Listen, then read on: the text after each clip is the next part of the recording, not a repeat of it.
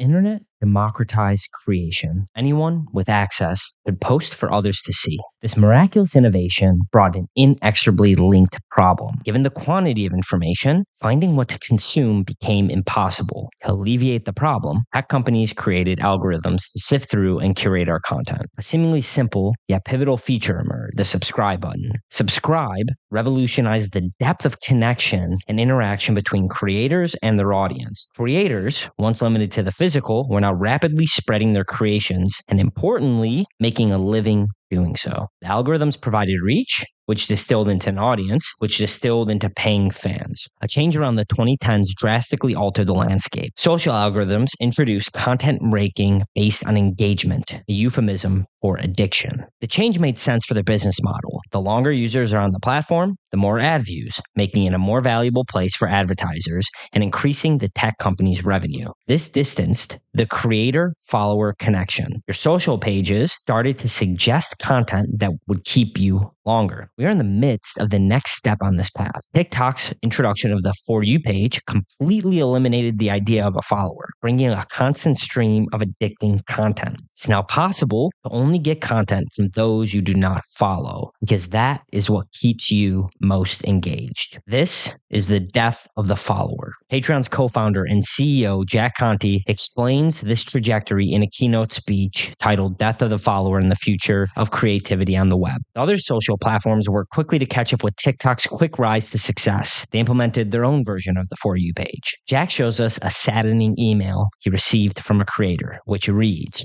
"Hi, Jack. I'm writing this letter to you hat in hand. Due to changes at Facebook overnight, the traffic to my links on my page has dropped by 80%. As such, it looks like I will have to sell my home. I'm dusting off my resume and looking for jobs in social media management through Robert Half Recruiting. That said, if you have any need for a legendary social media manager, please let me know. I'll be so happy to work for you.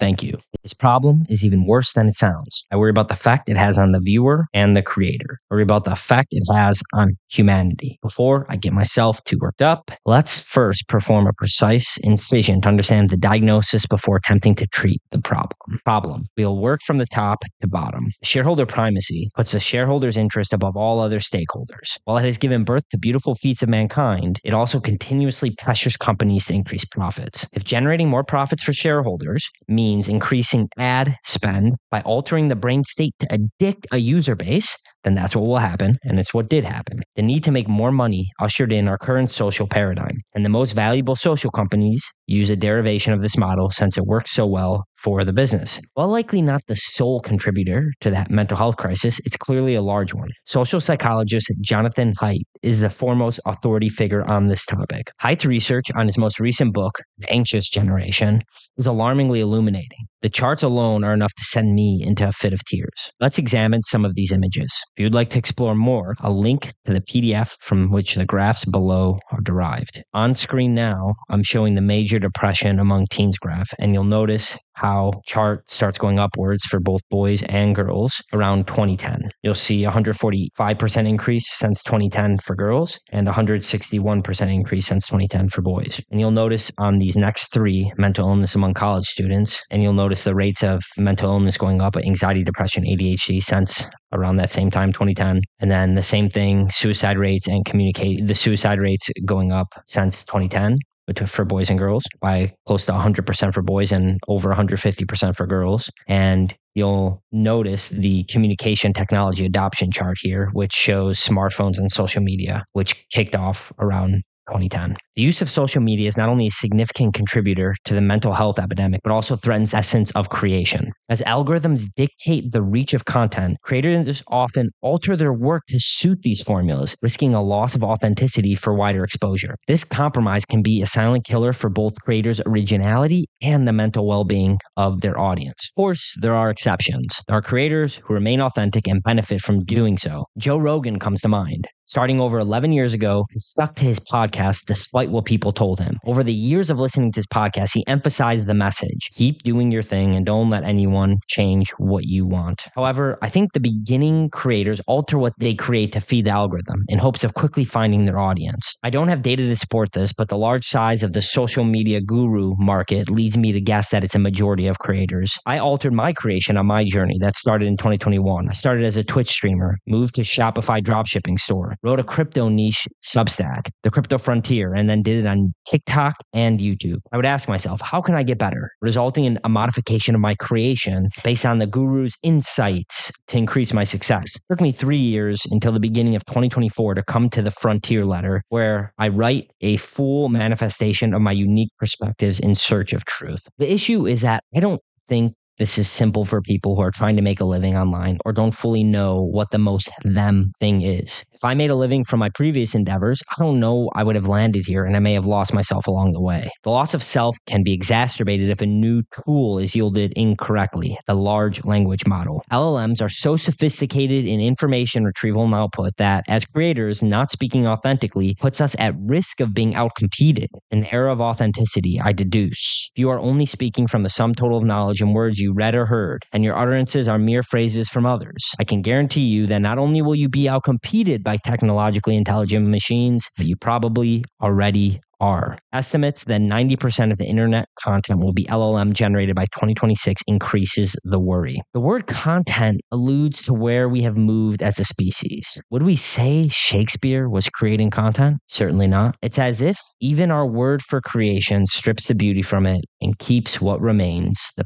pure material substance of the matter, not that which connects it to something more divine. I also believe the loss of self in creation hints at the reason we're so nostalgic about our media. Maybe it's because it's a rarity to discover new authentic creation, so we look back at what was, or have we lost our way, making it difficult to create what is uniquely human? I wonder if the loss of self came before social media, if social was a catalyst, or if it was the cause. Regardless, it feels like it has pervaded other forms of creation, such as video games and film. AAA gaming studios have copied and pasted the Fortnite Battle Royale plus microtransaction model since it came out to generate guaranteed money, while Disney continues to bleed the soul out of the once marvelous Marvel universe. I do see a tide turning in these creations as the market clearly longs for originality. This requires a separate exploration, which I may do at some point. And if you want to watch that video or read that piece, subscribe here on YouTube and subscribe on Substack.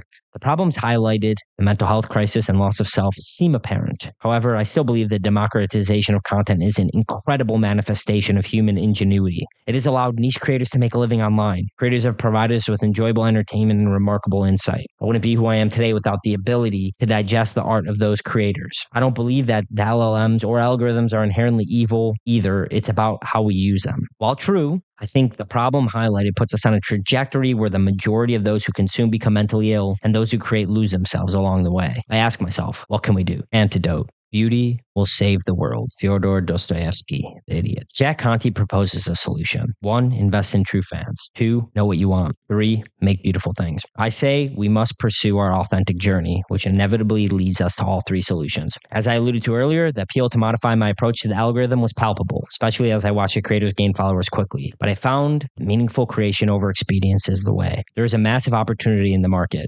authentic creation. We must embed that which is uniquely human in everything we do. Here are some practical solutions from the top down that can shift the tide. Noble North Stars. Top down, for-profit companies should make their objective function a noble pursuit, and shareholder profit can be a nice byproduct. I'm reminded of Jeff Bezos's focus on making Amazon's Earth's most customer-centric company. Retool the algorithm. Optimize the algorithms for deep connection. Match the creator to their true fans as targeted as possible. Original creations. Creators must approach their art with what they want to create, not what others or the algorithm want. If you don't know what that is, try something. If you determine it's not you, admit it frankly and move on. I've done it many times. It's not easy, but it's better than fully losing oneself. I think that this is an impending counterculture movement that's been washing up on the shore, tickling our ankles for the better part of the past decade. Now a tsunami approaching on the horizon. It's only a matter of time before a culture with extremely advanced technology seeks nourishment of that which is uniquely human, a numinous sight to behold.